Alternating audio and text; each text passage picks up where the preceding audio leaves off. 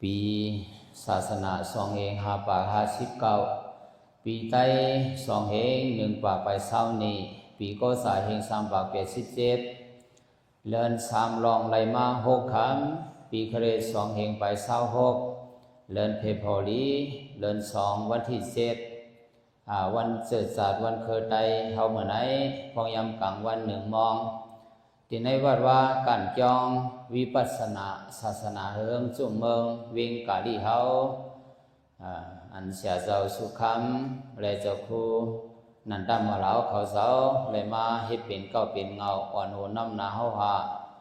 เฮาขาเสียรกาทั้งหมดทั้งสิ้นสิแลจะเฮ็ดเป็นปังตรา10 วันในวันไหน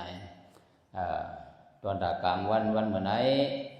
เฮาเจ้าครูญาณสิริสมบันดาอ่อนที่10เมตตาธรรมตรากว่าแทงไหนก็เปิ้นนั่นแหละปังตรา10 วันเฮาวันไหนเมื่อไหนฮอดถึงมาวันโถนวันทองหาวันไหนวันโถนเสียวคือหลายวันไงล่ะวันไหนวันถึงหลายวันก็ลืมเหมือนคือหลายวันก็ลืมเหมือนเนาะเลยเมื่อว่าเขาเจ้าโหดราสังไงก่อนนั่น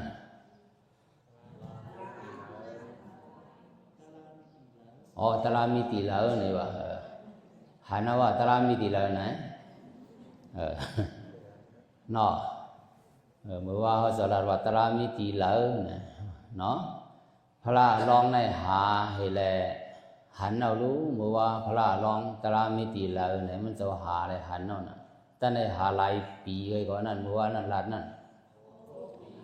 ตั้งแต่หา6 ปีก็หันว่าเต้เนาะเฮามาหาที่นั้นที่หาหลายวันวันไหนหา10 วันว่ามาเรียกหาหลายวันนะวันไหนหาอะไรมา4 วันยาวเนาะแต่ละอันเฮาหานั่นหาอะไรมา4 วันถึงมื้อไหนวะคือแทง6 วันก็เนาะกำพองก็บ่หันเอาโยเนาะไปหันหน้าวันไหนหันหน้าว่ามันเอาไว้ก็เฮาลำด้วยเนาะพื้นมาอย่างเฮ็ดวันไหนพื้นว่าเนาะอันพื้นนั่นน่ะแท้ตราเป็นอันพื้นนั่นนี่เนาะต้องเจ็บนั่นน่ะตราเป็นอันเจ็บนั่นน่ะนั่นว่าได้พวกพื้นบ่ตราพื้นบ่เจ็บบ่ตราเจ็บบ่เนตดูว่าไหนนั่นน่ะตราเนตนั่นน่ะตรามีกุฏินั่นน่ะเนาะพระลองหาตราในหา6 ปีแล้วหันยาวเนาะ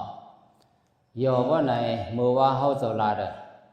เมื่อในห้ำกลางวันเนี่ยตีโฮสังไงก่อนน่ะสังตองไงหันลาดเมื่อวานน่ะตราตราปีนั้นแล้วนี่บ่กำในห้ำเมื่อในห้ำหูคอมันบ่เนาะเมื่อวานในหาน่ะบ่หันเอาก็กำในตราปีนั้นแล้วบ่ไหนเฮาลาดไหลนั่นน่ะเมื่อนั้นนะเมื่อไหนเฮาเจ้าได้ขึ้นเอาปืนนางเขมานางอะไรก็นางเขมาในบ่ไหน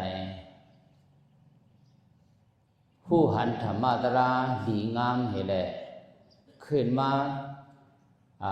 เมื่อปันพระเป็นเจ้านั่นอย่าหันมี2 เมียวเนาะอย่าหันโกนทรายเหพยาก็อย่าหันนางยิงเหนะอย่าหันมี2 เมียวเนาะกาปานเฮาไหนบ่ไหนอย่าหันนางยิงในห้ำมี8 แถวนะถึงศาสนาพระเป็นเจ้าไรมา1 เฮงบ่ไหนเมืองเฮาไหนอย่าหันนางยิงไหนเอาสายมันขาดกับ8เฮ็ดไหนแลปานเฮาไหนอย่าหันนางยิงเอามี8นะไปกะเฮาบ่ยามหันอย่าหันนางยิงบ่ไหนมื้อเหลียวไหนมีเผอล่ะบ่ไหนมีขาวนายขาวไหนจะมีบ่ไหนในเขาไปสินไหนป้าสินเปียดป้าไหลป้าบ่ไหนเมฆขาวนายขาวเขาเนี่ยไปสินเปียดป้ากันน่ะเนาะอันนั้น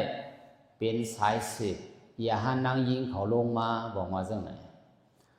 อย่างเมื่อปันพระเปลี่ยนเจ้านั่นมันมี5 ก้อนน่ะเนาะอันอยู่ในศาสนาพระเปลี่ยนเจ้านับปัด1อย่าหันกลใจเลยไป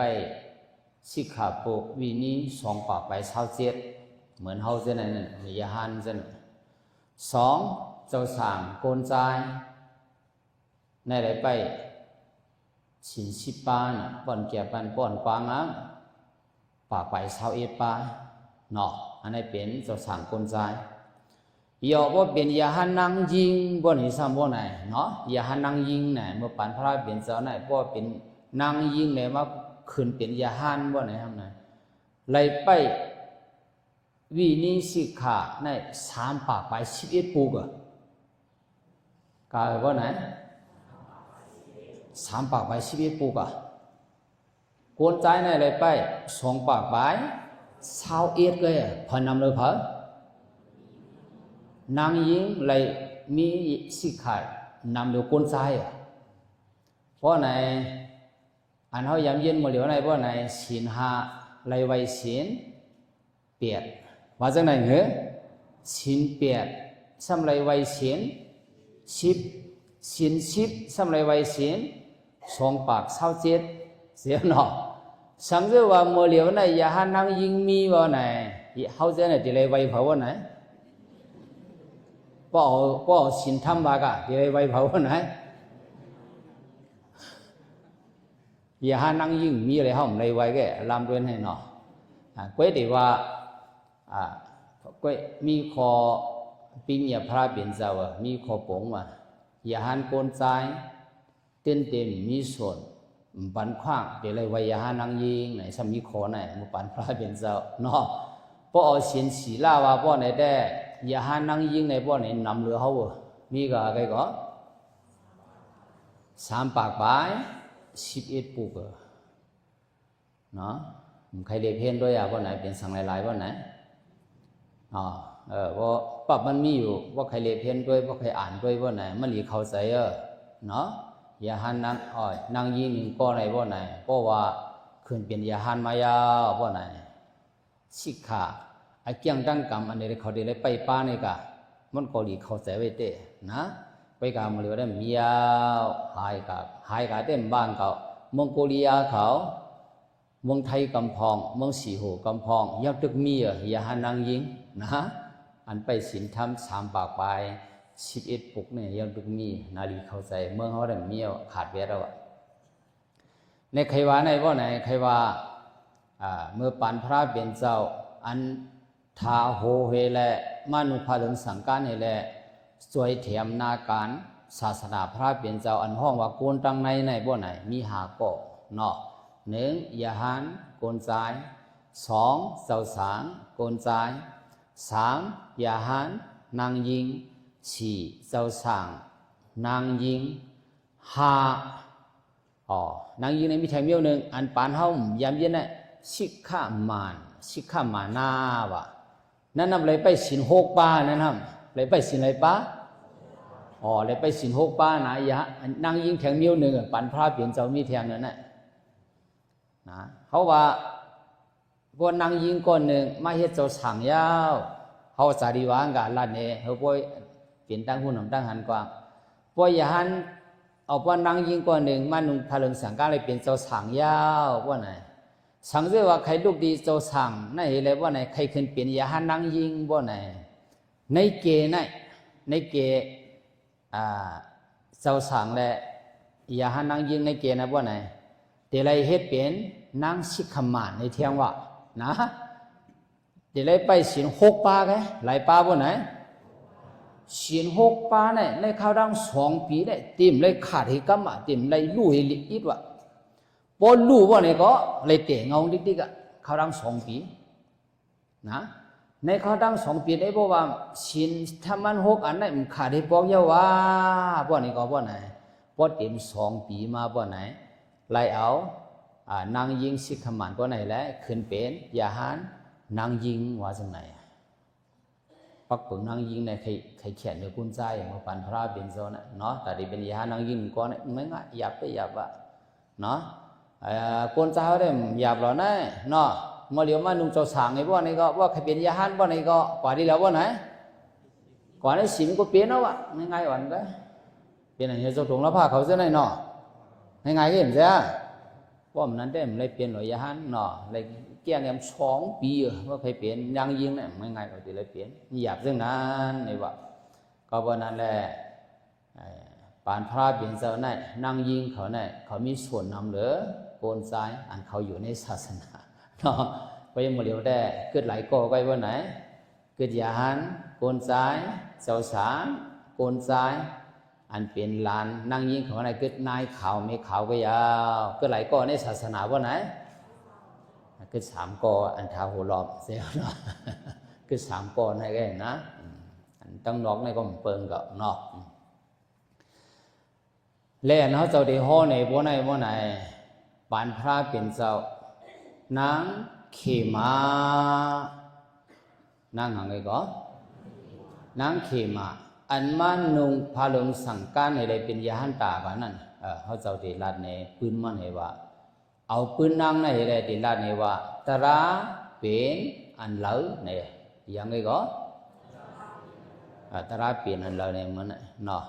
เสื้อใครเลยตรานั้นทองมาดีๆแล้วเนาะตราเปลี่ยนอะไรได้ผู้เอามันไหนพวกทองเขาก็เนาะเมื่อว่าในตันหอ1 ชั่วโมงกลางคำเยาวกว่าเนาะเมื่อในได้ดีห้องหมอก30 มินิก็พอกับบ่หอยาวหอกับบ่ไหน30 มินิบ่บ่หอยาวกำพองกูเขาเงาลับเงาลับบ่ไหนเงานั่งถ่องหึงมาเงาลับเนาะเพิ่นนั่งตาลุ่มเงาลับบ่ไหนเงาอันเงาลับนี่เขายกมาดูอันนั่งตาเนี่ย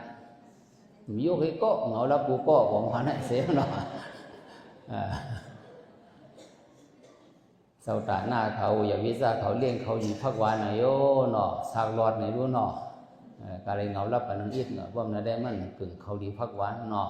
ก็เลยย้อนเงาลับปันอินนั่นเฮาและเขาเจ้าได้ลัดเงามันมาเฮาบ่เสียวเหย่าสู้ตัว1 ตารากลางมันเหมือนนั้นตาราเป็นอันละนั่นอันที่ฮอได้ปดไว้เองก็นะอาดุรังอาสุเสงปูเตงปัสสะเขเมสมุกเสยังอุครันตังปัครันตังปาลานังอภิปฏิตังตาราได้ยาวกันไหนแกอันเอาเจ้าโคมาเหลียวไหนแกดังยาวกันไหนหามันเนี่ยละมีมใจนะสันติหมอความกะลาหมอความปาลีบ่สัมโพยาวกันนะบ่หลุดสับยังงั้นว่านอหลุดลูกกะแกก้อยกะมันใจความเฮาเป็นความปาลีเป็นความเมืองอินเดียในอะไรพวกนั้นขึ้นมาสับยังนี่แทงอีกนึงนั่นน่ะเฮาบ่เข้าใจเนาะสังจะป่องใจบ่สัมโพยาวนะนางอันเฮาเจ้าตีห้องเหมือนไหนพวกไหนมันเลยถ่อมตราไหนอันเฮาเจ้าห้องมื้อเหลียวไหนแกอ่ะ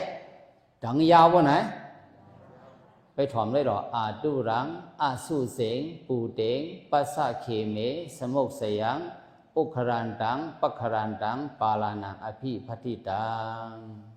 2 มี1 มินิตัวเตมีในละเฮาเนาะปตระอันไหนสุดบ่ไหนก็นางอันเฮาเจ้าที่ฮ้อนี่มื้อไหนบ่ไหนไหลตระผู้หันตระก็คำเดียว2 ไว้บ่ไหนไว้เขาจะไหนมันนั่งหลายวันเอาบ่ไหน4 วันเอาใช่เนาะพระเปลี่ยนเจ้าเลยเกี่ยงกำไรปีเลยก็ตาพระเปลี่ยนเจ้าตีโหตระเลยปอดกันไหนบ่ไหนเลยเกี่ยงกำตระหลายปีบ่ไหน6 ปีอะไรบ่ไหนสังเดียวโหอะไรกันไหนนะใช่เนาะอันไหนเยอะบ่ไหนเขาขึ้นเตะกว่าเงามันอีกนึงเนาะเขาพอมาถึงดิตระอันมือไก่ไหนบ่ไหนมันใครว่า3 ตระไหนเปลี่ยนนั่นแล้วอันว่าไหนบ่ไหนนะเมืองยาสจูnày bao họ cả มืองอินเดียบ่ไหนเสื้อยามเขียวnàyหันในดาวย่อเนาะเมืองยาสจูเนาะหันในดาวย่อเนาะนะอันมีรอยหลงล้อมเขาไปเมืองเขานั่นน่ะอันเป็นเมืองเจ้าติวัตากิ่งหมอหินติเต็งพระเป็นเจ้าตายวันนั่นน่ะอันนั้นเป็นเมืองละบ่ไหนเมืองยาสจูนะรู้สึกโฮมนั่นอ่ะเด้อเนาะอันเจ้าติวัตาก็เอาเรา16 อุเมเลตึกปันจ้างนาราคีดีเลยเขามาแจ้งพระเป็นเจ้าตายในกลางเวียงพ่องขำช่องมันนั่นน่ะต่างยามเย็นในองค์เป็ดเปิงในยามยิ้มใช่ไหมอันนี้ก็เป็นเวียงยาสจวนว่ามือเหลียวเนี่ยที่ห้องมือเหลียวเนี่ยเนาะเป็นเวียงเนี่ยซ้ำแทง สัมเป็นตีโหลองเผาบ่ไหนตีโหลองนางเขมาอันเป็นเมคุณคำเป็นปีสาระคุณคำปาแล้วบ่ไหนเป็นปีสาระในเป็นคุณคำอันอุบเมืองอย่าใส่จิ๋วนั่นนะคุณคำอันอุบเมืองอย่าใส่จิ๋วนั่นว่าไหนคุณคำปาในบ่ไหนลองมันได้ก็ดีเข้าใจอยู่เนาะไว้หลังมาบ่ไหนลูกใจมันเอายอบตุกถ่องนี่แหละเอามีดยังก็อะไรอย่างนี้นะเอามีดเทียบผ่าองค์ขามันไหนบ่ไหนเอากะหางไผ่เลยบรรวดบรรตามถูกวดตายกันนั่นน่ะเนาะคุณว่าคำพันให้ก่อนนะอันเท่าจะได้ห้องมาในซ้ำเป็นผาบ่ไหนเป็นนางเมืองเป็นเมคุณว่าคำเป็นปีสาระปาไหนคุณว่าคำเป็นปีสาระปาไหนซ้ำเป็นสังบ่ไหนไว้เสียพระเป็นเจ้าเฮาเป็นพระมายาบ่ไหนว่าทนหนึ่งเพราะว่าออกว่าสาดิเมืองปาลนาชีฮอธรรมตระมันเป็นเจ้าไปกี่หาเจ้าเยาไว้ออกว่าเยาบ่ไหนพระเป็นเจ้ามาดีเมืองอย่าใส่จิ๋วนั่นน่ะเนาะมาดีเมืองอย่าใส่จิ๋วนั่นเพราะว่าคนว่าคำเป็นปีสาระเฮาเจ้าตีห้อนี่มันในนางเมืองมันเนี่ยนะกัดทบพระเป็นเจ้ากว่าหับพระเป็นเจ้าบ่ไหนก็บ่ไหนเลยถ่อมตระปอกอันดังที่สุดบ่ไหนคนว่าคำในตั้งกวนเมือง11โกดว่ะกาบ่ไหน11โกดอ่ะเนาะล้านป้องปาก10เสียนน่ะกาปาก10ล้านน่ะกาบ่ไหนกวนป้องปาก10ล้านในบ่ไหนตระปอกเดียวนั่นเอาเขาเป็นยาหันตากะหมดว่ะตราอันฮอดีเมืองอย่าสิโจน่ะเนาะในนั้นป้าผาบ่ไหนป้าคนหอคำเป็นปีสาระเนี่ยอย่าบ่ไหนบ่เป็นบ่ไหลสันตราโสตาปันในซ้ำเป็นสังลาบ่ไหนบ่ในหลีกในธรรมได้ว่าบ่เป็นสันตราโสตาปันบ่ไหนบ่ตายสัตว์ในบ่ไหนก็เป็นเมืองผีอำนั้นก็เกิดเป็นเมืองสางก็เป็นหลายปีกี่บ่ไหนก็เปลี่ยนได้2ทีกันเนาะก็เกิดเมืองผีอำนั้นก็เปลี่ยนเมืองสางอยู่ที่เมืองผีเมืองสางเทียม7ศาสตร์ว่ะอะไรศาสตร์ว่าไหนอยู่ที่เมืองผีเมืองสาง7ศาสตร์ได้ว่าไหนศาสตร์ลื่นสุดศาสตร์7นั่นว่าไหนเลยถ่อมตราที่เมืองสางสุขถาวาสาเสียแล้วเอาเปลี่ยนยาหันตายแล้วเขานิพพานกันนั่นอันในห้องว่าสันตราโสตาปันว่ะ2ดีอ่ะว่าไหนอันไหนนะอันนี้เป็นสันตราหมายหนึ่งในหน่อยกี่ยกเขาเนาะสันตราโสตาปัน2ว่าเจ้าโสตาปันเขาเนี่ยมันตุกอะไรเนี่ยมันอยู่สังตัวก็ล่ะใช่ไหมเนาะมันเลยอยู่เมืองกัวเนาะนะมันอยู่สังตุกอะไรอยู่ล่ะเนาะอันตุกอะไรเนี่ยอยู่ที่เราตุกป่ะว่าไหนอยู่ที่เราตุกป่ะอยู่เมืองกวนในตัวป่าเมืองกวนnàyกวนhaiกวนเบิกchẳngมีน้ำว่าเขาตายดีกว่าดีแล้วอะไรดิไปหาเขานั่นน่ะเจ้าสูบเป็นกวนhaiกวนเบิกในพวกตายมามึงอะไรล่ะที่อยู่สุมีใช่หิวละอันนี้น่าเสียเนาะกวนนี้จะมีเสดีเสวานเจ้าหมู่เหตุการณ์นี้การเมียพวกสูตายมาดีแล้วว่าไหนมาเมืองผีเมืองสางเขาไปหักสัวเป็นเหตุตีไว้รู้เสียเนาะอันนี้น่าบอกว่านะในนั้นว่าไหนโสดาปันอันเลยสันตระหมายหนึ่งโสดาปันในว่าไหนเพราะเขาตายในเมืองโกในว่าไหนแต่เลยกับสามเมืองผีนั้นก็แต่เลยกับเป็นเมืองสางหลายศาสตร์เลยก็นำที่สุดใน7ศาสตร์เลยว่าเหลือนั่นอะไรวะนะเลยเกิดเลยตายเมืองผีเลยเกิดเลยตายเมืองสางนี่เลยว่าไหนกระถ่อมตราตีเมืองสางนี่เอาเป็นยาหันตากะว่าไหนเขานิพพานกันนั่นเป็นสันตราสังไงก็เป็นสันตราโสตาปันว่าตรงนี้เข้าใจอ่ะนี่เข้าใจเนาะเนี่ยนะกำในคุณหอคำเปลี่ยนปีสาราในว่าไหนเพราะว่ามันกัดถ่อมตราเลยมันไหลตราในมาบ่ไหนก็บ่ไหน ซ้ำเปลี่ยนซ้ำว่าไหนอันเขาจะดีพอเนี่ยใจลองคุณว่าคำเปลี่ยนลองเผาว่าไหนลองมีมันลองเผาไปก่อนลองมีมันนะนางเขมาเนี่ยซ้ำเป็นสังลาว่าไหนมันหังดีนะวะโยกีเขาอย่างไรก็โยกีเขาสั่งใครหังดีอันใครหังดียกมือรู้มีไผก็เหมือใครหังดีกูเกาะว่าเป็นโกนมันเจียงเปิ้นโลเฮาเสียเนาะนางเขมาเนี่ยมันหังดีนะมือปันพระเป็นเจ้าไหนเนาะในนางยิงมือปันพระเป็นเจ้าไหนบ่ไหนเขาว่าตันแล้วบ่ไหนนางเขมาเนี่ยบ่ไหนเลือเสนางยะโสธระเก่าในหังดีดูเปิ้นว่านางเขมาฮัดว่าความเขาไหนนางยะโสธระเนี่ยเป็นพระไกก่อนนั่นเป็นเมพลาร้องสิทธัตถะใส่เงี้ยเนาะนางเขมาเนาะจะดีห่อเนี่ยเหมือนในกะมันด่าเราความขอไหนนะเลือเสนางยะโสธระในโลกไหนเก่าหางดีโดยเปิ้นในว่าในก็มันเป็นนางหางดีหมายสังลามเมื่อป่านนั้นบ่ไหนเป็นนางหางดีหมายสองดีอ่ะบ่ไหนโยกียิงเขาใครเป็นนางงามอ่ะบ่ไหนเลือเล่นเปลี่ยนไหนกันน่ะเสียหน่อว่าเปลี่ยนได้แค่หางดีกูก็เหรอตั้งใจบ่ไหนหางดีนั่นมีกุ้งอ่ะบ่กะในเกเบิ่นบ่กะในปล่อยเบิ่นตัวคนหางดีอ่ะเบิ่นด้วยคนหางจ้าโยกีเขาตัวคนซึ่งหรือว่าไหนกะในปล่อยบ่ไหนบ่หมักตาตุ้ยๆกะบ่ไหนบ่กะหันคนหางจ้าบ่ไหนจังกึดหมักตาบ่ไหนมันกึดหมักตาปาดิเดียบ่คนหางจ้าบ่ไหนเสียหน่อบ่ตุ้ยๆกะได้กะหันคนหางดีบ่ไหนหมักตาอย่างแบบจังป่ากะกึดเปียดีพะก็ดีอ้ามยารู้หมักตาเนี่ยทำได้สั่งสอนมันรู้ได้ใส่เงี้ยเนาะตุ้ยกับว่าไหนก็ประกาศคนหางหนีว่าไหนหมักตาอย่างว่าไหนกึดเปียดนั่นเนี่ยว่าใส่เงี้ยอันนี้ใครว่าสังใครว่าในโลกาเมืองคนไหนว่าไหนคนมีหางมีผางไหนว่าไหนเป็นกุ้งอันดีอันเมียดอันหนึ่งตั้งใจอายุกี่เขาเปลี่ยนอย่าบีว่าก้นตัวสัตว์อ่อนม้าอ่อนเมียอ่อนในเฮือนเฮาบ่นี่ก็บ่ไหนตัวนึงยอมโคเศร้าขนมันก็ดีด้วยตัวนึงปีมันไว้บ่ไหนเฮาก็ใกล้อุ้มโดนแล้วนั่นเฮาใกล้เลี้ยงโดนแล้วนั่นเมียวในเฮือนเฮาใจเมียวในเฮือนเปิ้นได้รู้นั่นที่ได้รู้เฮาเพ่งกันมือเนาะช้ำใจรู้นั่นได้รู้อันนี้ใครว่าสังบ่ไหนใครว่าโลกาเมืองโกนในบ่ไหนกุ้งอันดีอันเมียดอันนึงในเป็นอันเลยบ่ไหนเป็นกุ้งอันมีหางมีผางใจอายุเกี่ยวเขาว่า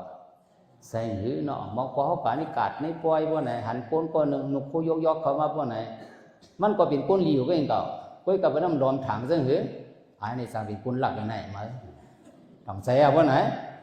มันมีสังตัวหางก้นในลาลีวางกันมองบอกย่อว่าเป็นก้นมีหางมีผางมาวันไหนวันไหน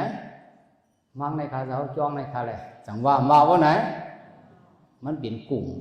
อันดีอันเมียดเสียเนาะแนวก็บ่สั่งถูกมาใครฮอดราลองหางดีนึงมันได้ไปห้องไปฮอดลองหางดีมันแน่น่ะลาดีสะพองเลยกันเนาะกำไรอันเป็นนางเขมาในบ่ไหนเมื่อปันพระเป็นเจ้าในมันสัมเป็นนางหางดีหมายอย่างไรก็บ่ไหนก็บ่ไหนเพิ่งเป็นสาวมาบ่ไหนคนมาย้อนนั่นนะคุณเอาคำเมืองในก็ว่าเขาย้อนมาสัตเทมเมืองในก็ว่าย้อนมาก้นย้อนมันนำหนาก้นอะไรบ่ไหนบ่แม่มัน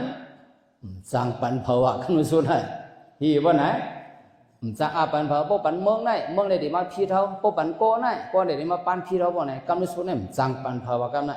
บ่แม่นั่งเขี่ยมาเนี่ยนะเฮ็ดไหนอะไรบ่ไหนไหนหรือบ่ไหนตั้งใจตั้งค่อยและไล่เอามาอาปันคนเอาคำเป็นปีสาระเมืองยาสิกิวในเบียดเดียวกำลังสุดนะมาอาปันคนเอาคำบ้านในเบียดกันได้เผื่อมาอาปันบ่ไหนก็บ่ไหนก็บ่ว่าเป็นกลุ่มมีโกนหางดีบ่ไหนก็บ่ไหนมันก็เฮ็ดทางเฮ็ดผังตามหนังเป็นนางหอกคำนั่นน่ะนะมันก็อยู่ในนั้นน่ะซ้ำเป็นอยู่หลาว่าไหนเมื่อ คนเราข้ามเปลี่ยนปีสาราป่าฮับพระเปลี่ยนเจ้าในพวกไหนมันกว่าจอมหลวงเนี่ยนางขีมาเนี่ยมันกว่าฮับจอมพระเปลี่ยนเจ้าหลวงพวกนี้กว่ามันกว่าที่ทางนี้มันกว่าลาพวกไหนมันก็ถ่อมขาวนั่นนะพระเปลี่ยนเจ้าโกรมาเนี่ยพวกมันโหตราพวกไหนใกล้ห่อรองสังเนี่ยมันถ่อมตาสีวะเนี่ยนะพระเปลี่ยนเจ้าใกล้ห่อซึ่งหล่ะพวกไหนตัวเนี่ยเป็นตัวนิสามันกึมว่าซึ่งไหนเหรอพวกก็ตัวเนี่ยเป็นตัวตุขะตัวเน่าตัวไรลองไรตาโหดาเสียมใช่เหรอเมื่อตีไรตราเมื่อหาตราพวกนี้ก็หันดองเหล่ามาพวกไหน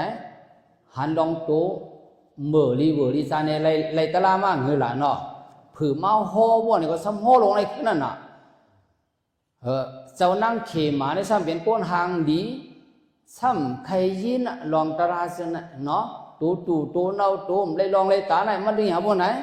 มันตึ้งเมียนเจอมันเห็นคอความเจอในคัดหูมันเลยสองคัดพวกไหนมันคัดหูมันกอบไหนมันตึ้งกว่าที่พระเป็นเสาเนี่ยนะพวกกว่าเนี่ยมันเดี๋ยวไรยินหางหลับพวกไหนตัวเน่าเนาะมันเดี๋ยวห่อในป่านะลูกตีตาก็เป็นขี้ตาตีหูก็เป็นขี้หูตีคู่หลังก็เป็นขี้มูก็ในซุกในเขียวก็ตีหัวในปันมันน่ะเพราะซึ่งไหนมันดีว่าหือว่าไหนก็พร้อมไรความซึ่งไหนเขาตื่นกว่ามันนางเขมาได้ตื่นกว่าที่พระเป็นเจ้าอีปอกว่านะคนเอาคำเป็นปีสาระก็เป็นโผในป้อไหนป้อว่าเป็นโซดาปัญญาป้อไหนก็ป้อไหนเจ้าศรัทธาเจ้าโซดาปันเขาในป้อไหนเอาผ้าหลวงเอาผ่าว่านี่ก็เจ้าศรัทธาเขาในขึ้นหายป้องเดียวเนาะสินหามันกึมเนาะโซดาปันนั่นสินหาเนี่ยสินหมายนึงนั่นว่าไปก่อนนั่นปานาดิปาตาเต็มแล้วสักบันตายใส่เนื้อเจ้าโซดาปันในกาเป็นตัวสัตว์ตันเมียงอันนี้เจอดังว่าดังเสียงในพวกไหนตัวโจสุดปันเขาตึ้งหมอตายอะไรกันเดียวนะเพราะว่ามั่มเอาตายเนี่ยอะไรแค่ว่านี่ก็ตีเหี้ยมว่าตายว่านี่ก็ตึ้งเอาตายแล้วตีขำตายแค่ก็เป็นควรมีสันตระโซดาปันเนาะสินหาในเขามันเกี่ยนนี่นะเนาะโยว่าไหนเจ้าผัวในห้ามไลสันตระโซดาปันหันตระอันผู้อันเมียดอันลีวายาวกำไรก็เป็นเมในห้ามเป็นอาว่าไหนอยากดึกมีมันหน้าให้แล้วถามว่าตัวเขาในคึกถามว่าตัวเขาในเข้มไอ้จ้องว่าวันหนึ่งมาตัวในพวกอาสาอยู่อย่างมาว่าไหนตีตู่ตีนอตีเปียดไรกว่าไหนอันนี้มันน้ำหูเสียเนาะพอซึ่งไหนว่าไหนก็ว่าไหนก็เป็นผัวในว่าไหนสามีอย่างไรว่าไหนหากเขาก็ใครเอาตราดีในปันมันเนอะต้องใจมันใจสะโพโลกามันก้นอ่ะนะเสียเนาะพอเขามีก็หักว่าไหนเขากะหันโคลีว่าไหนเขาคุกจะอะไรพะเพราะกะในกาดเพราะกะในปอยเพราะกะหันตั้งกินหวานว่าไหนเขาคุกจะอะไรพะว่าไหนคุกจะได้ก็เขาหักเลยอันนี้ดูสิกับปันมันเนอะนะดูกับตัวมันเนอะนะต่างเขาวนในใจว่าไหนติดวนในใจเขาคำเดียวได้เสียงบนโลเขาหวานเสียเนาะเพราะกะหันโคดีโคหวานเนาะโคเข้มโคเดียโคไหนเพราะป่าที่เราก็เยอะเขาคุกจะอะไรพะว่าไหนคุกจะอะไรก็อันเขาหักเลยเพื่อนคำเดียวนี่เป็นสะโพโลกะมอปอกเนี่ยตั้งกินหวานไม่ในมือเขาพอกินก็เชียงเนี่ยเพื่อที่ว่าล้อมไว้ตาเพอว่าไหนไว้ตาก้นก็หักกันนะตั้งใจว่าไหนคนเอาคำเป็นที่สาระในนี่นะเมื่อเดี๋ยวในมันหันสังไว้ว่าไหนมันเลยตราโซดาปันไว้น่ะว่าไหนก็มันคุกจะอะไรพะว่าไหนคุกจะอะไรก่อนมันหักนางขี่มาอโลนางเมก็กูมีทางเฮ็ดผางมีร้อนเกียร์ในมันหูสังลงนะไหนใครเอาตระอันมันหูในเสียอะไรปันเผาว่าไหนใครปันมีมันเนาะสะโพโลกามังกรปีนั้นไหนหมอบอกว่าบอสินทมุนจุ่มมาว่าไหนเขาไก่ย้อนเอาไหมมัดมือจังไก่ย้อนว่าไหนเขาคุกใจอะไรเผาว่าอะไรไหมมะคุกใจอะไรก้อนเขาหักนั่นเสียเนาะนี่ตาล้านเขาฆ่านี่ตาเผยเขาฆ่าจังว่าว่าไหนอันนี้นา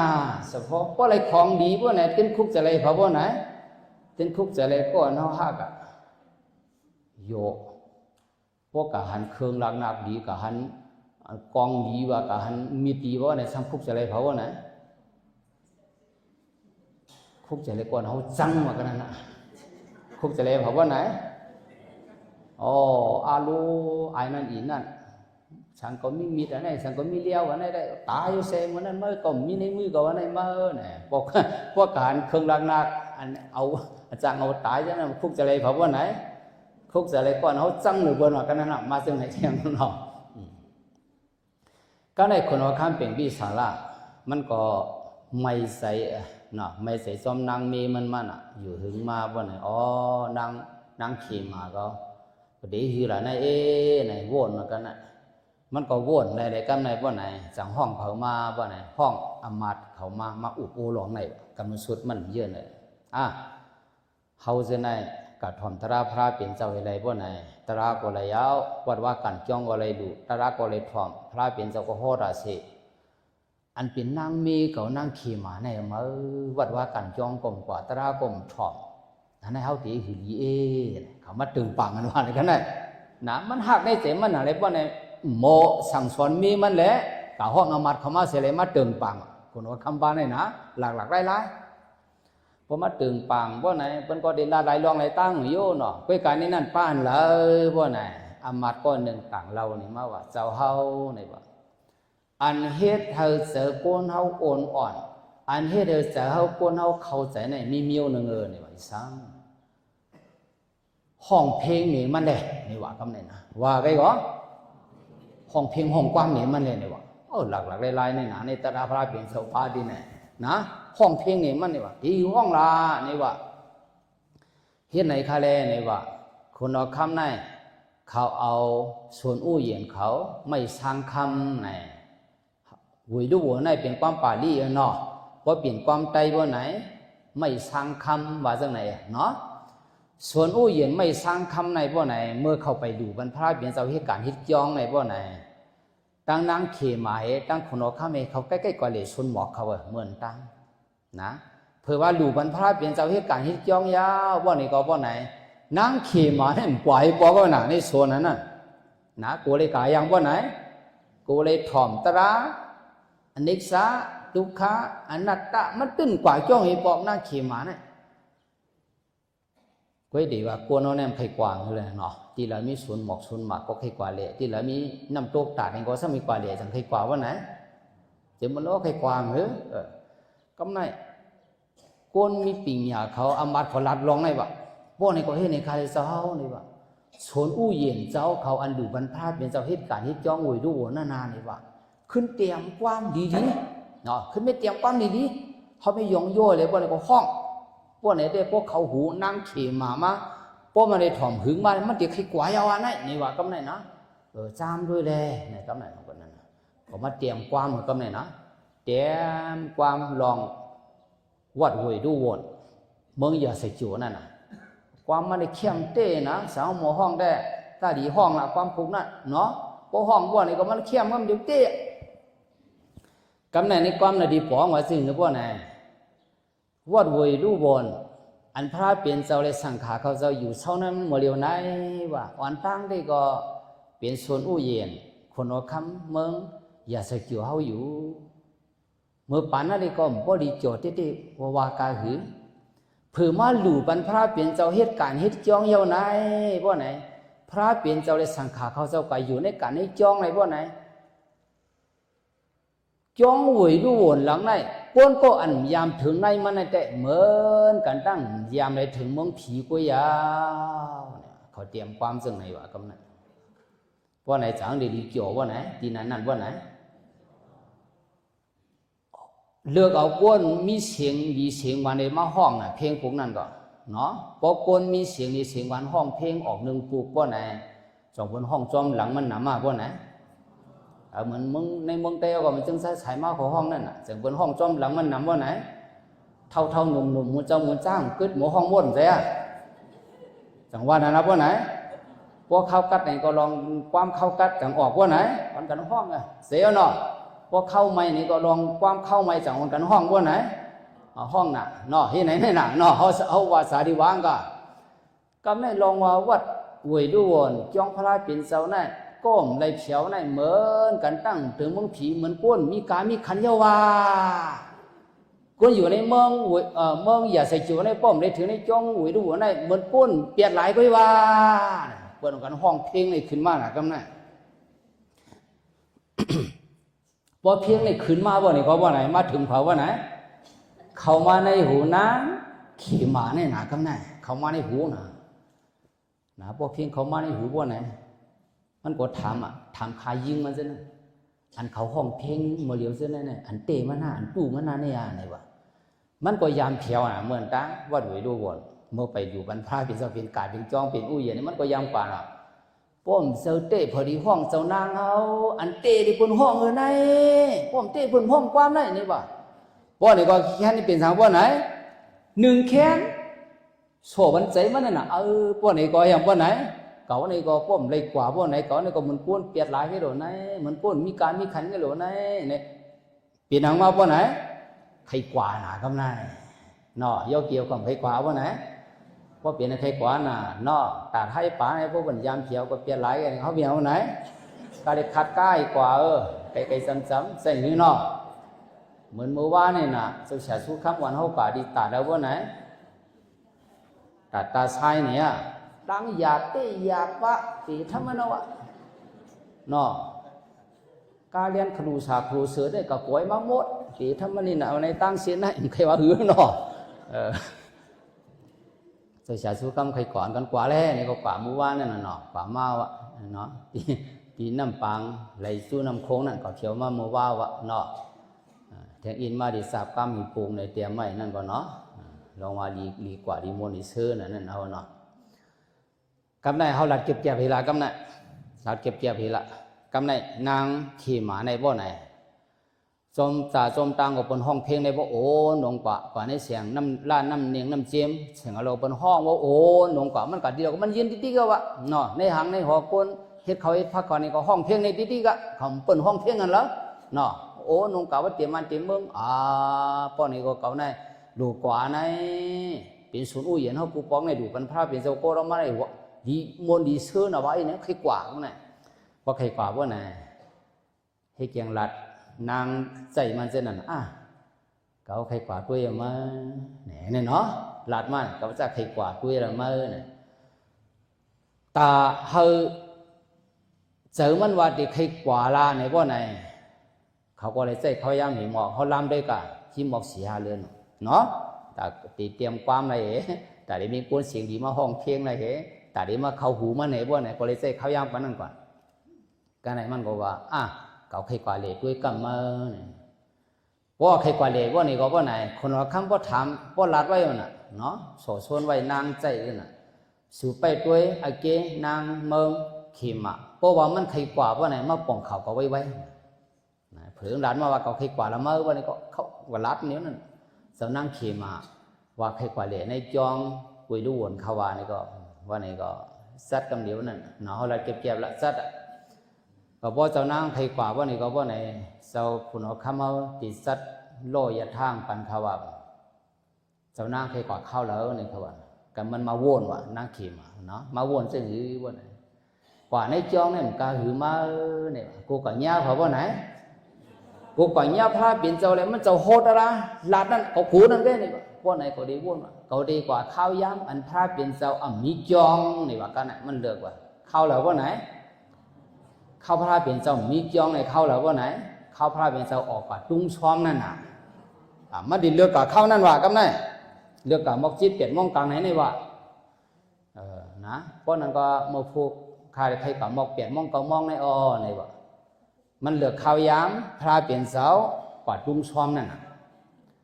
เดียวมันก็กำนันคุณเอาคำขึ้นสั่งมาความคนสั่งนางเมืองเขามาสู่เส้นไหนนี่วะเพราะว่านางเมืองขี่มากว่าในการในจองกว่าเดชด้วยว่าไหน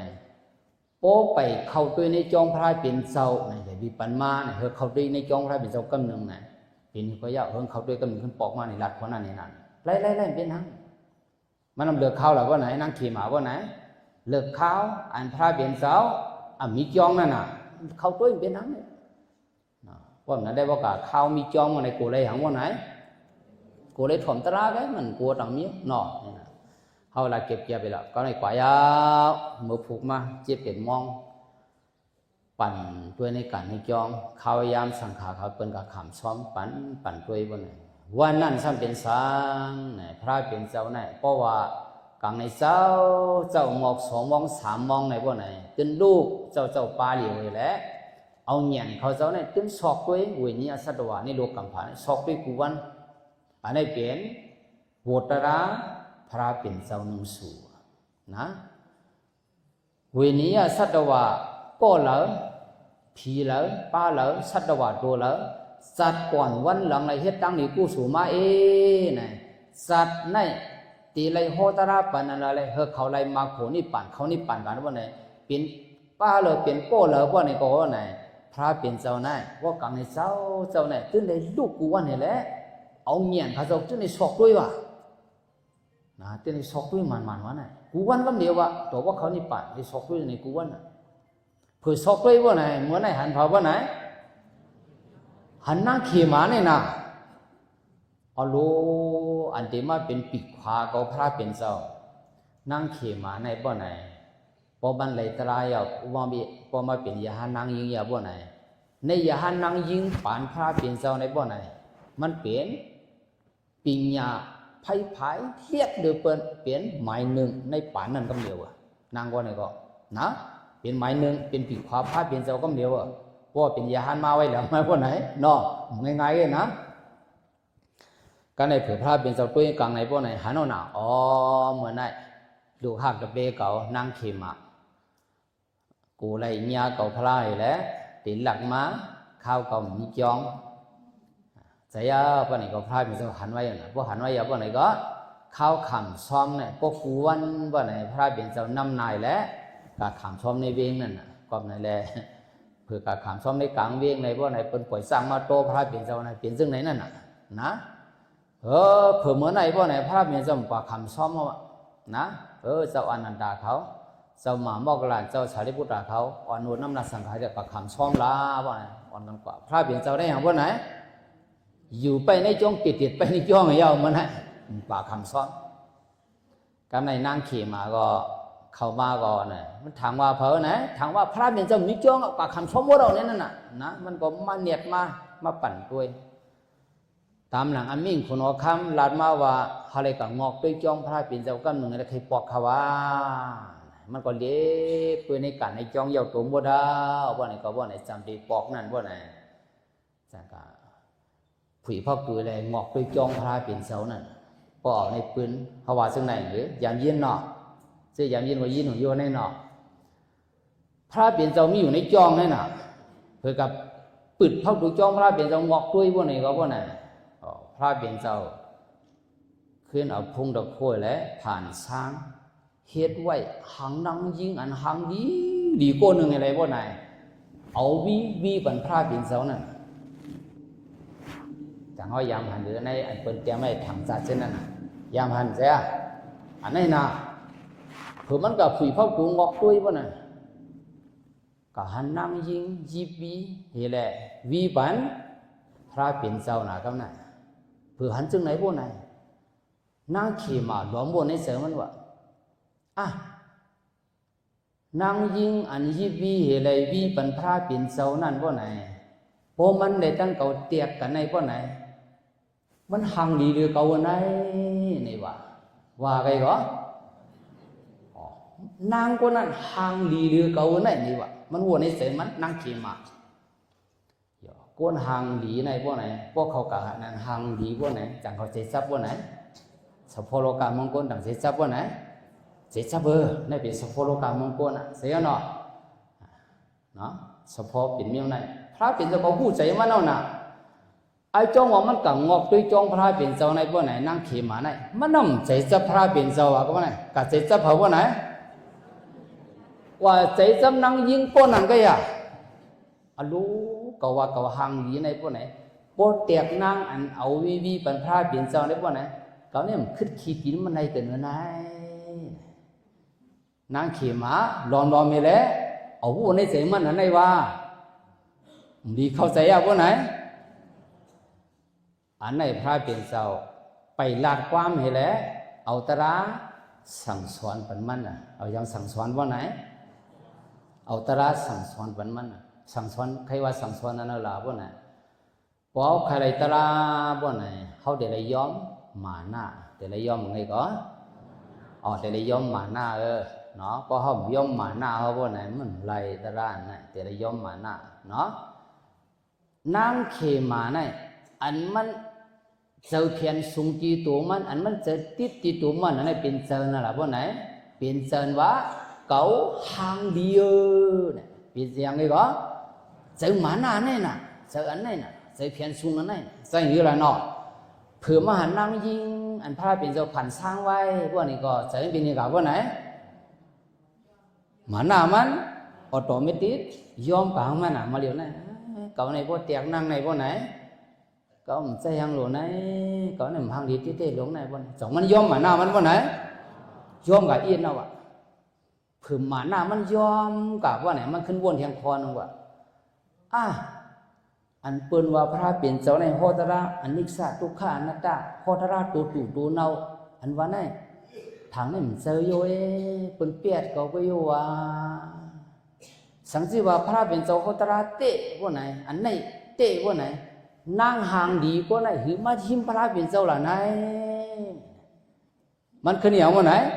มันขึ้นวงด้วยในว่ากันไหนนางเขมานะอยู่ที่พักตัวเล็กคือพักตัวด้วยที่ไหนก็ได้พวกนั้นในว่าไหนไปรู้มันไปเข้ากันนางไหนเผิงตัวยาวว่านี่ก็ปีนี้ก็ยาวกว่ามาถึงมาฝึกพักตัวมอดีเข้าเต็มเข้าในก็ดีเสียเนาะเข้ากันนางด้วยกับมุกาเนี่ยมันเข้านางเขมาเข้ากันนางนี่แหละงอกด้วยนั่นนะกันเนาะพระเปลี่ยนเจ้าได้หัวนางเขมาใส่ติดเผาว่าไหนใส่ติดตีนางหางหลีอันวีอยู่ในแกนางเขมาก็วนร้องในก็ว่านี่ก็ในพระเปลี่ยนเจ้าพองนางเขมาดึกใส่ติดนางนั่นดึกหางหลีอยู่นั่นว่าไหนต่างขึ้นผ่านช้างหางนางนั่นว่าไหนเท่า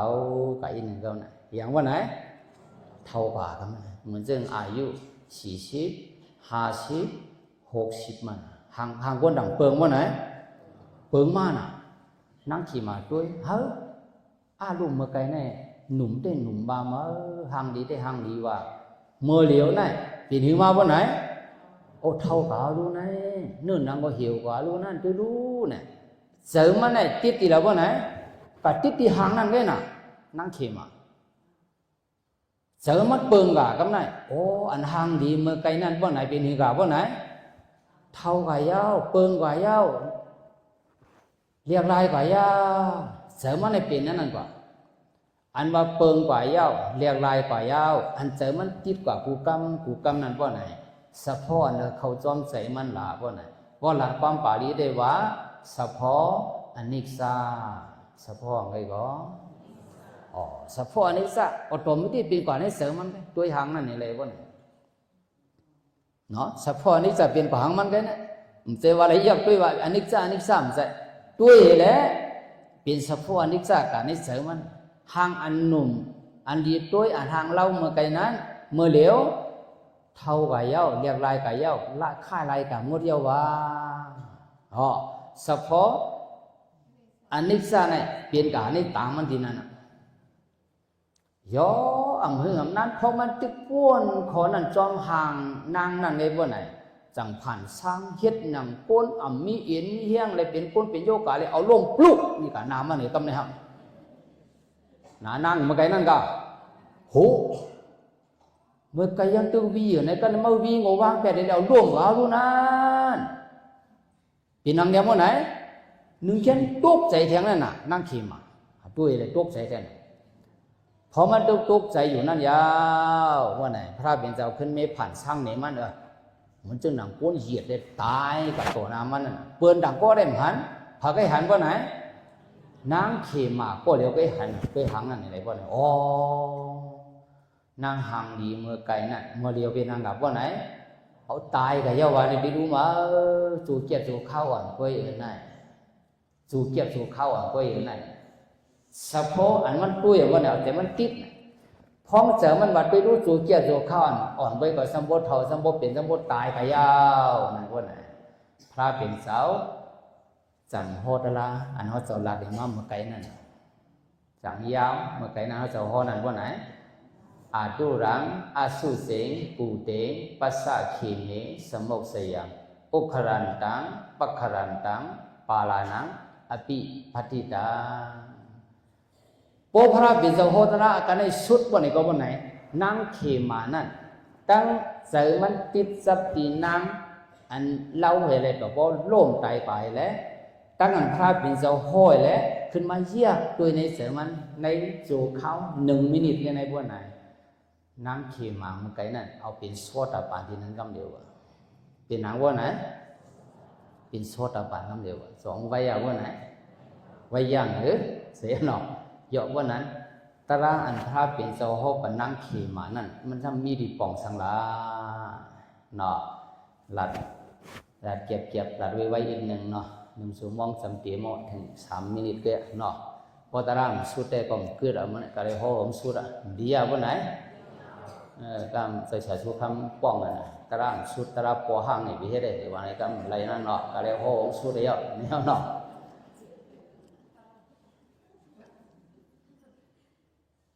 ในนั้นปลา6 คอปลาหลายคอว่าไหนสะโพตราปลา6 คออันเขาจะเป็น6 คอตราว่าตรา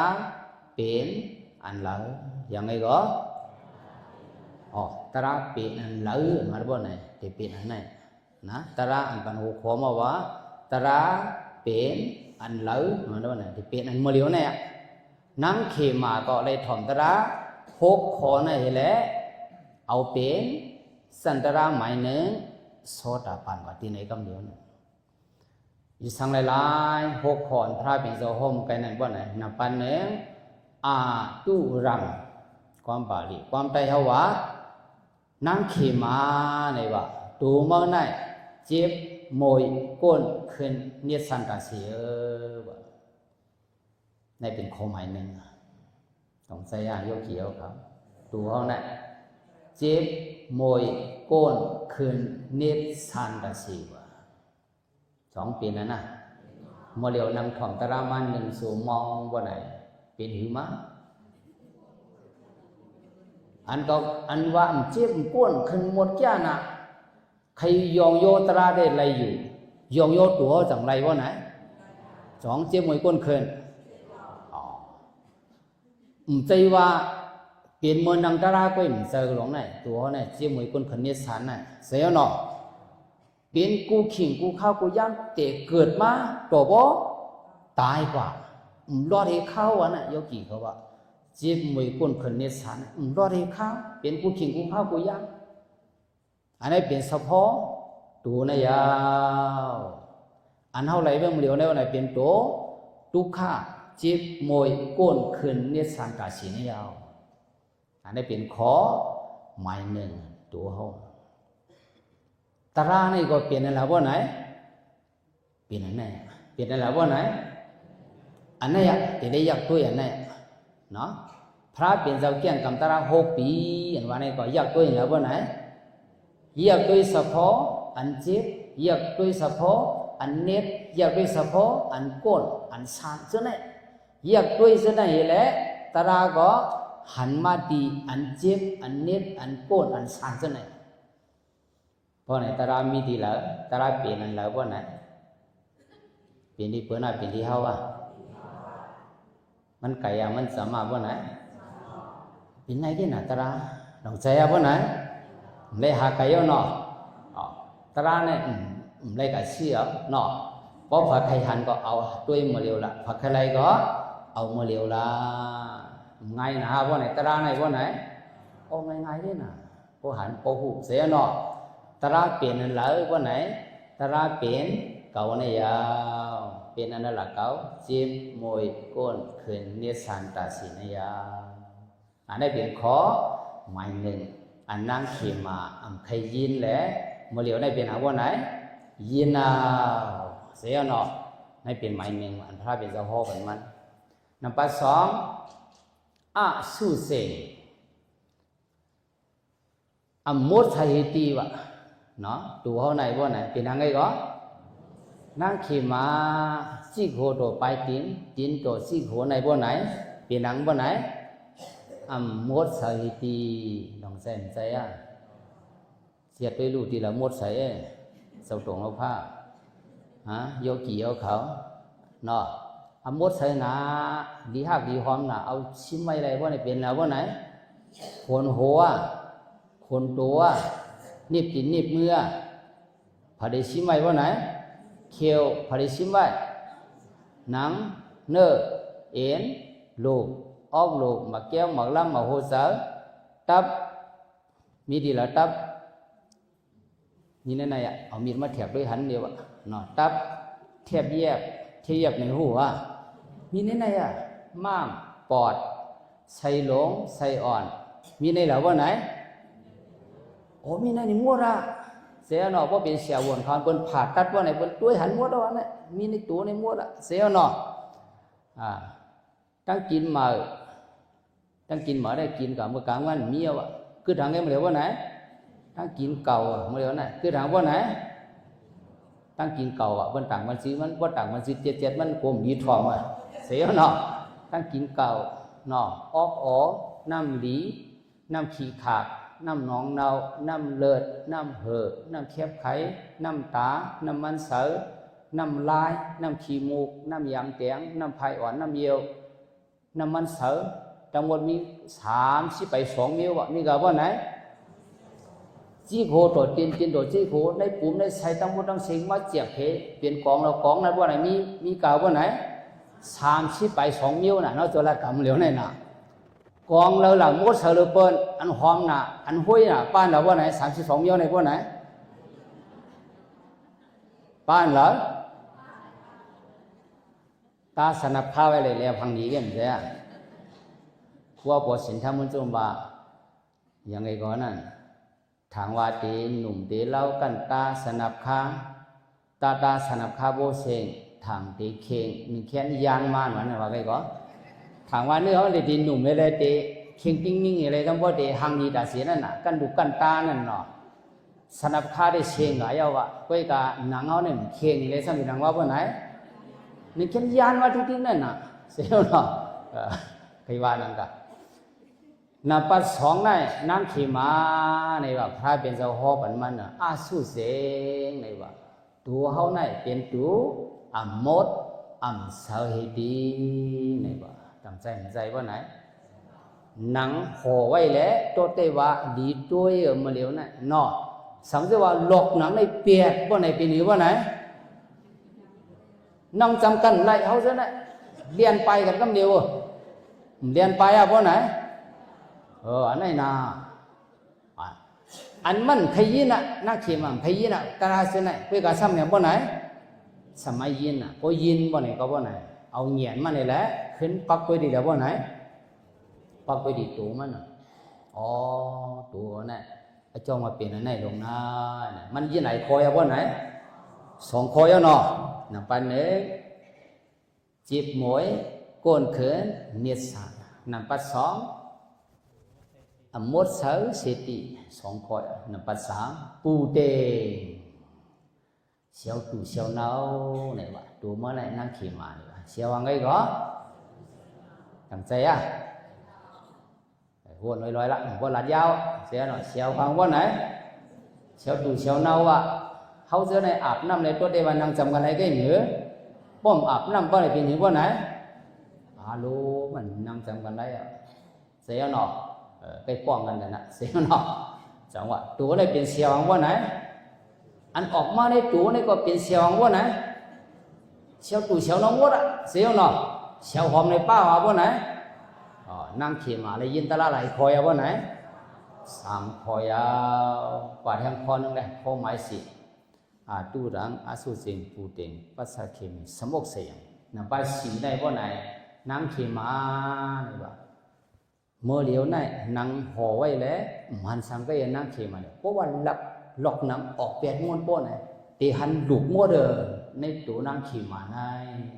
ตีหันสังว่าไหนลูกหัวลูกคอลูกขี้ข้างลูกเอวลูกมือลูกขาจังมีว่าไหนว่าเอาหนังเอ็นจะได้ค่ายเปียกว่าไหน เปลี่ยนดุทุกสุขไปเลยนางเสียงไหนตัวเมื่ออันนางอยู่มาเลียวได้วันไหนตั้งในไม่เป็นนางวันไหนเปลี่ยนดุกันในปักไว้ดุกันในซ้อมไว้ตัวนางขี่มาเนี่ยวะพวกหันดุว่าในโก้นจังโก้วันไหนจังอันตุ้ยกันใดวันไหนเขาเสียไหนวันไหนนั่งเขียนตุ้ยกันใดเนาะพวกตายกับ2-3อันวันไหนวันนั้นน้ำมหานิยมวันไหนเพียรจอมกลัวของมาวันไหนอันไหนนะเขาเสียไหนก็เปลี่ยนเช่นนั้นเลยนะสะพงตระไม่สิลูกปักไว้เลยนางไรนั่งขี่ม้าลูกปักไว้เลยไปไรลูกปักไว้เลยกว่าไรป้อมมีลูกว่าไหนเหมือนเตี้ยเหมือนปิงเช่นนั้นก็เขาเช่นนั้นใจเอาว่าไหนอันไหนนะ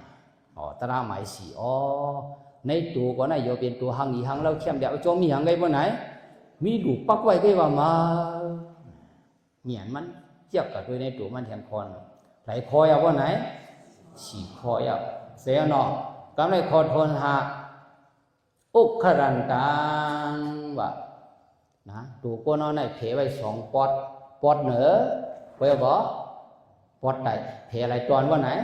2 ตอนนะตั้งเอาเอวขึ้นในเป็นปอดเหนือตั้งเอาเอวลงในเป็นปอดใดพระเป็นเจ้าโหปันนั่งเขียมานะดีเข้าใจยะตราจะเนี่ยปอดเหนือในมี7 หูวะมีหลายหูว่าไหนอย่างหลาย7 หูในว่าไหนมักตา2 หู2 หูคู่หลัง2 หูศพมีหลายหูอุกขรันตังว่าคู่ของอันออกมาปอดเหนือ7 หูนั่นว่าไหนอันดีชิมดีไหนเข้มหนาวันนั้นว่าไหนสองนี่อันว่าไหนออกว่าเหลียวไปออกมาเรื่องไหนว่าไหนออกข้าเหลียวไปว่าไหนออกกูขิงกูข้าวกูย่ำเหรอกลางไหนกลางวันกลางค่ำจะออกมาว่าไหนอันออกมา7 หูนี่ก็ดีชิมหนาดีเข้มหนาป้านหนาว่าไหนดีเวอร์ดีซานกูอันยาวตั้งใจว่าไหนนั่งขี่มามันถ่อมตระอันมันใครถ่อมนั่นมันนะเผื่อว่าถ่อมว่านี่ก็เจอเต้ในมือเจอเต้ในมือเนี่ยตั้งใจว่าไหนมันถ่อมว่าเขาถ่อมมาเร็วนะเหมือนเขาถ่อมเสียหนอหลายหูออกมาตรงไหนว่าไหน7 หูอันดีป้าอันเหลออันนี้สีไม่ป้าอันเหลออันดอกตีเขาก็ดีอันดอกตีต่างก็เหมือนกันต่างเหมือนว่าไหนนักขี่มานั่งถ่อมเจออันก็ว่าหังอีหังงามไอ้จ้องว่าเจอตีหลงมาเนี่ยมันก็ป่องเสดีนะว่าไหลคอยเอาว่าไหนมันเลยถ่อมในว่าไหน5 คอยเอาเพื่อเทียงคอหนึ่งก็เอา6 คอก้าวแนมปอดไตก้าวแนมปอดเหรอว่าไหนที่ห้อ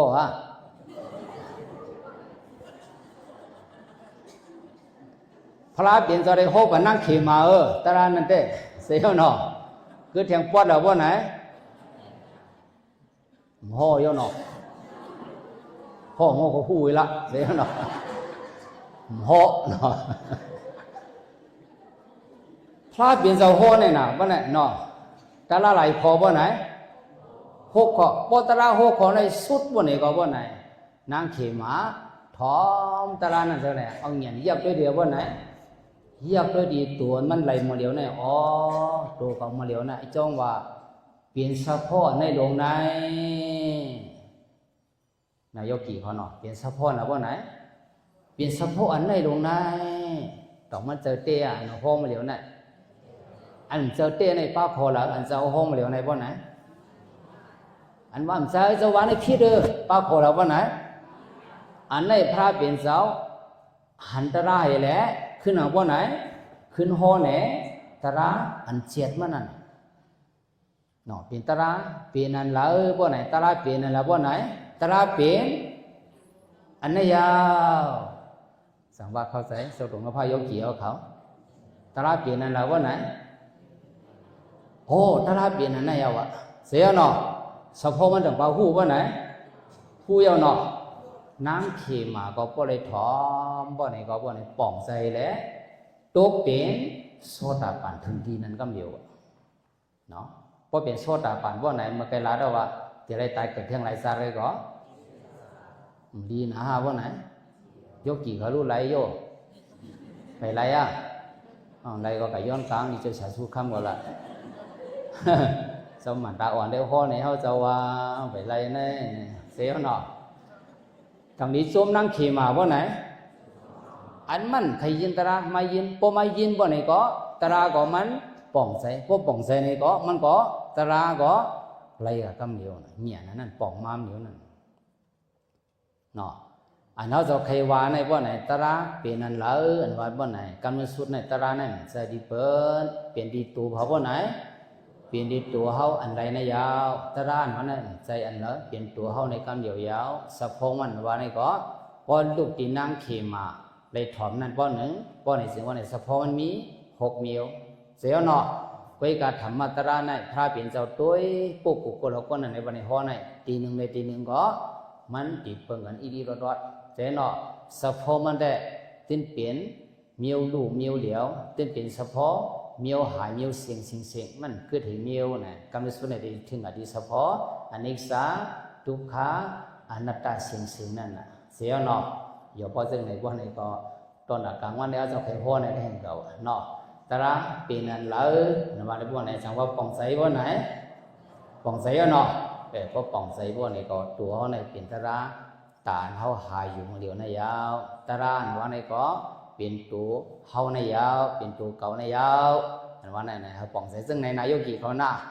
อย่าพอจึงไหนก็เขาจะได้ย้อนขอดแต่ละกันในยาวตอนกลางวันก็บนนั้นแหละเขาจะตรงกับพายกิเขากูก็กูนางกูจะกูป้าอะไรอ่อนกันมีตัวใจสองปึงสองป้าก็เย็นเสือสามีมังกรดีมังกรเมียกว่าวันตาเมื่อนาเสียวแหละกูสวนน้ำมนตั้งนี้กูสวนเอาขาได้แจ้งกำตรา